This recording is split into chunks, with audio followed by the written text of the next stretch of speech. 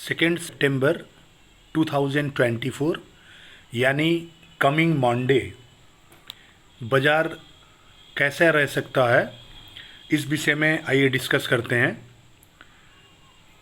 तो डिस्कस करने का जो बेस है, वो बेस के आधार में मैं कुछ चीज़ें आपको बताऊंगा जिससे आपको समझ में आ जाएगी कि बाज़ार का रुख मंडे कैसा रह सकता है। तो आइए शुरू करते हैं FII DII डाटा से। DII ने आज 3,198 करोड़ 3,198 करोड़ का सेलिंग किया है और FII ने 5,318 करोड़ का बाइंग किया है। तो नेट जो बाइंग है वो ज़्यादा है। तो FII DII के हिसाब से मंडे का बाज़ार बुलिश सेंटीमेंट में रहने का चांसेस है। दूसरा है ऑप्शन चेन।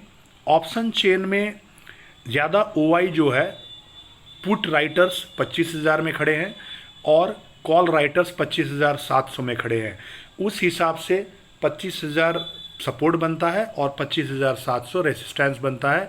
और अभी आप एवरेज एनालिसिस करेंगे तो बुलिश जोन में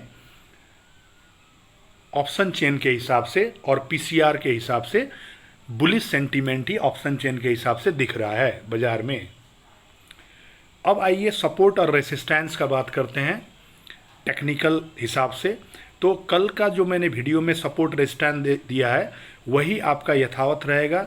25,303 का रेसिस्टेंस, पहला रेसिस्टेंस ऊपर की तरफ ब्रेक करता है तो 25,655 और नीचे की तरफ यदि 25,030 ब्रेक करता है तो नेक्स्ट लेवल 24,650 का सपोर्ट बनता है। चौथा नंबर रिलायंस का जो बोनस इश्यू का मैटर है, सितंबर 5 का बोर्ड मीटिंग में जो बोनस अनाउंस होने वाला है वो एज इट इज़ है। तो रिलायंस में बुलिश सेंटीमेंट है। रिलायंस का ज़्यादा वेटेज है निफ्टी में, तो रिलायंस जो है वो हो सकता है, मतलब कि रिलायंस पुश कर सकता है निफ्टी को। तो रिलायंस के हिसाब से भी आपका निफ्टी जो बाज़ार है वो बुलिश सेंटीमेंट दिख रहा है। US का GDP पॉजिटिव है जिसका भी इम्पैक्ट हम लोग आज देखें और मंडे भी दिख सकता है।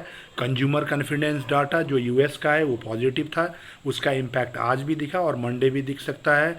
जो सितंबर 17 और 18 में फेड का मीटिंग होने वाला है उसमें जो रेट कट होने वाला है वो भी एक पॉजिटिव न्यूज़ है जो कि अभी तक हुआ नहीं है, मतलब कि ऑनगोइंग चल रहा है रेट कट का न्यूज़, तो वो भी एक पॉजिटिव मैटर है।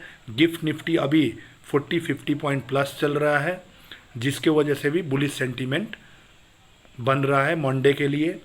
क्रूड ऑयल, जैसे कि कल मैंने बताया था, इवन क्रूड ऑयल ऊपर गया है मगर अभी भी क्रूड ऑयल में बियरिश सेंटीमेंट है, तो आज क्रूड ऑयल गिरा हुआ है। ये भी बाज़ार को सपोर्ट करने का एक संकेत है। डॉलर इंडेक्स कल जैसा था 0.36% ऊपर था, आज 0.26% ऊपर है। तो इस हिसाब से भी डॉलर इंडेक्स गिरा हुआ है, ये भी बाज़ार को सपोर्ट कर रहा है। तो दोस्तों ये सारे चीज़ों को यदि क्लब किया जाए, जियोपॉलिटिकल टेंशन्स उतना इंटेंस नहीं है, रिलीफ होने का कंडीशन दिख रहा है। इंटरनेशनल एक ग्रुपिज्म चल रहा है, इंटरनेशनल कम्युनिकेशंस चल रहा है वार को थोड़ा मिटिगेट करने के लिए, वार को डाइल्यूट करने के लिए। तो ये भी अभी पॉजिटिव न्यूज़ आ रहा है। बायलैटरल डायलॉग्स, ये सारे चीज़ें चल रहे हैं। तो ये सारे चीज़ को एनालिसिस करके यदि हम लोग कंक्लूड करते हैं तो मंडे का बाज़ार फिर बाई ऑन डिप का हो सकता है। तो बाई ऑन डिप करके चलिए। ऑप्शन ट्रेडर्स ऑप्शन का कॉल बाई करके चलें।